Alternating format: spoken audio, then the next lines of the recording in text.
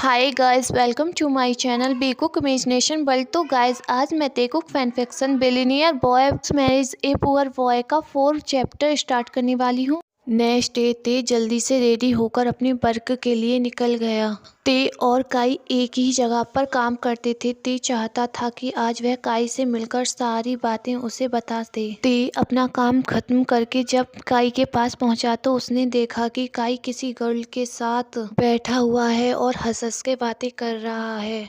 ते काई के पास गया और बोला, काई मुझे तुमसे कुछ बातें करनी है।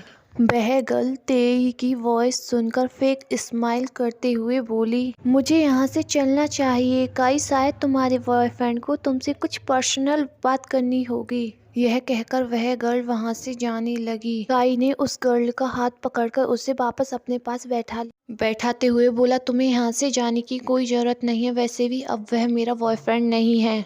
ते काई की बात सुनकर हैरान होकर काई से बोलता है, काई तुम ये सब क्या कह रहे हो? तुमने सही सुना, ते हमारा कल ही ब्रेकअप हो चुका है। वैसे भी मैं यहाँ एक छोटा सा वेटर हूँ, तुम मेरे साथ रहकर क्या ही करोगे? तो तुम्हें तो अपने एक्स साइको बॉयफ्रेंड के साथ रहना चाहिए। वैसे भी वह तुम्हें और किसी के साथ तो वैसे भी नहीं रहने देगा। काई तुम कैसी बात कर रहे हो? यहाँ मैं तुम्हें समझाने के लिए ही आया हूँ। ते तुम मुझे क्या समझाओगे? उसने कल मेरे हाथ पर शूट किया और जब मैं उसकी कंप्लेंट करने पुलिस स्टेशन गया तो वहाँ जब मैंने जोन्स का नाम लिया तो उन लोगों ने मुझे बोल दिया कि मुझे कोई गलतफहमी हुई होगी। यह कहकर काई ते की तरफ हेटफुल आइज के साथ देखने लगता है।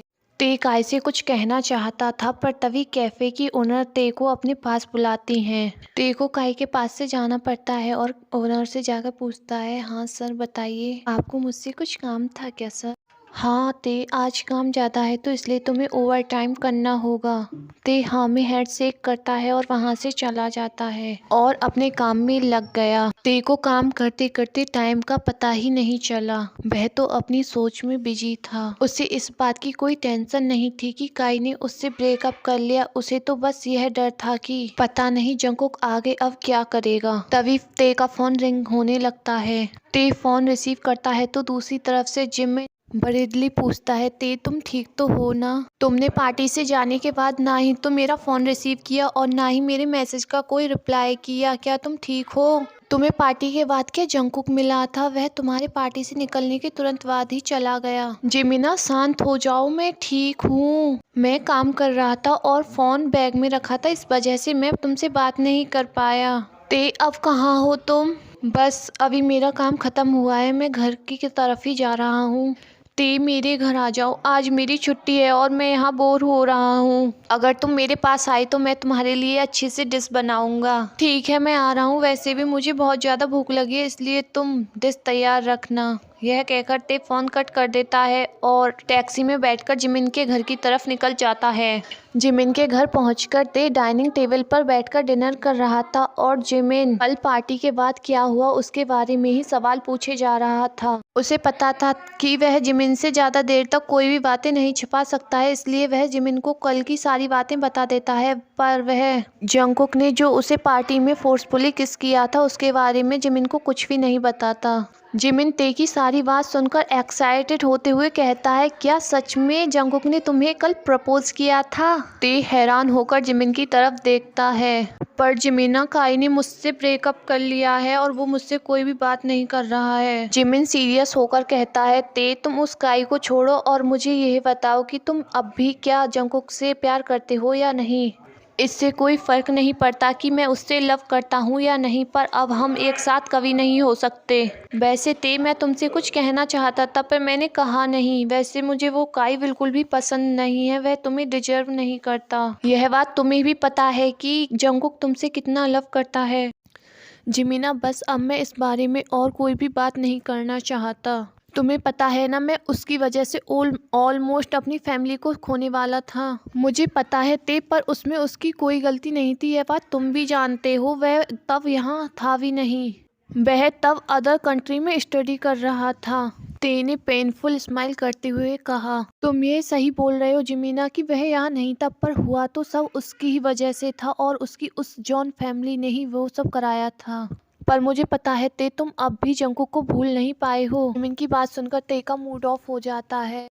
वह थोड़ा बहुत डिनर करता है और जिमिन से कहता है, जिमिन अब मुझे कुछ काम है इसलिए मुझे जाना होगा, मैं और कभी तुम्हारे पास आऊंगा। यह कहकर वह जिमिन के यहाँ से निकल जाता है। घर की तरफ जा ही रहा था तभी उसका फोन वाइब्रेट होता है। ते जब कॉलर आईडी देखता है तो उसके छोटे भाई का कॉल था। ते जल्दी से कॉल रिसीव करता है। दूसरी ओर से ते को पैनिक वॉइस सुनाई देती है, ह्योंग मैं हॉस्पिटल में हूँ, मॉम की कंडीशन ठीक नहीं है, प्लीज आप जल्दी यहाँ आ जाइए। जेहूब तुम टेंशन मत लो, मैं आ रहा हूँ, बस तुम जिस हॉस्पिटल में हो उसका एड्रेस मुझे सेंड कर दो जल्दी से। इतना कहकर ते फोन कट कर देता है और ड्राइवर से गाड़ी को हॉस्पिटल की तरफ ले जाने के लिए कहता है। ते जल्दी से हॉस्पिटल के अंदर आता है और जेहूब से जाकर पूछता है, जेहूब मॉम कौन से रूम में है और क्या हुआ था मॉम को? पता नहीं ह्यूंग, मैं तो कॉलेज में क्लास अटेंड कर रहा था, आज किसी ने कॉल किया था कि मॉम सेंसलेस हो गई हैं इसलिए उन्हें हॉस्पिटल ले जा रहे हैं। तो अभी मॉम को चेक कर रहे हैं, अभी कुछ भी नहीं पता मॉम को क्या हुआ था। तभी इमरजेंसी रूम में से डॉक्टर बाहर आए और बोले, आप में से पेशेंट का फैमिली मेंबर कौन है? ते जल्दी से डॉक्टर के पास गया और बोला, डॉक्टर मॉम ठीक तो है ना? क्या आपकी मॉम हार्ट पेशेंट हैं? क्या उन्हें किसी बात की टेंशन है? उन्हें टेंशन लेने की वजह से ही उनकी आज कंडीशन इतनी खराब है। 1 वीक के लिए हम पेशेंट को अपनी ऑब्जर्वेशन में ही रखेंगे, आप काउंटर पर जाकर मेडिसिन बिल पे कर दें। यह कहकर डॉक्टर वहाँ से चला जाता है। जेहूब तुम मॉम का ध्यान रखना, मैं अभी मनी पे करके आता हूँ। जब ते मनी पे कर वापस आता है तो मिसेस किंग होश में आ गई थी। मिसेस किंग ते को रूम में देखकर गुस्से से कहती हैं, जेहूब यह यहाँ क्या कर रहा है? मुझे इसकी कोई जरूरत नहीं है, इससे कहो कि यह यहाँ से जाए और तुम जाकर मेरा हॉस्पिटल से डिस्चार्ज कराओ। मॉम अभी आपकी हेल्थ ठीक नहीं है, पहले आप ठीक हो जाओ उसके बाद आपको डिस्चार्ज मिल जाएगा। और मेरी यह कंडीशन किसकी वजह से है? तुम्हारी ही वजह से, और तुम्हारी वजह से तुम्हारे डैड की डेथ हुई थी, यह मत भूलो ना तुम कभी भी। और वह जॉन जंगकुक वापस आ गया है, पर उसकी हिम्मत कैसे हुई मेरे घर आने की? और उसने उस अननोन नंबर पर कॉल की। जब दूसरी ओर से कॉल रिसीव करी तो ते गुस्से में बोला, कुक तुम मुझसे क्या चाहते हो? दूसरी ओर से कोई अनफेमिलियर वॉइस में बोला, सर आप कौन बोल रहे हैं, आप बता सकते हैं क्या? प्रेसिडेंट अभी मीटिंग रूम में गए हुए हैं, मैं उनका असिस्टेंट बोल रहा हूँ। अगर आपको प्रेसिडेंट के लिए कुछ मैसेज छोड़ना हो तो आप छोड़ सकते हैं। नो थैंक्स बोलकर ते ने कॉल कट कर दी। दूसरी तरफ जॉन्स एंटरप्राइज, जंगकुक अपनी कोल्ड फेस के साथ मीटिंग रूम में बैठा हुआ था। जंगकुक जब अपनी स्टडी खत्म करके कोरिया आया था, उसके नेक्स्ट डे ही जॉन्स फैमिली का सारा बिजनेस जंगकुक को दे दिया। वैसे भी जंगकुक के कोल्ड नेचर की वजह से पूरा मीटिंग रूम शांत था। एक एम्प्लॉय हिम्मत करते हुए कहता है, सर यहाँ आपके सिग्नेचर चाहिए। जॉन सर ने तो यह प्रोजेक्ट पहले ही पास कर दिया था। जंगकुक अपनी कोल्ड वॉइस में कहता है, पर मैं इस प्रोजेक्ट को रिजेक्ट करता हूँ। वह एम्प्लॉय डरते हुए कहता है, सर पर इससे हमें बहुत ज्यादा नुकसान होगा। जंगकुक उस एम्प्लॉय की तरफ अपनी डार्क आइज से देखते हुए कहता है, क्या गलत है और क्या सही इसके बारे में मुझे तुमसे पूछने की कोई जरूरत नहीं है।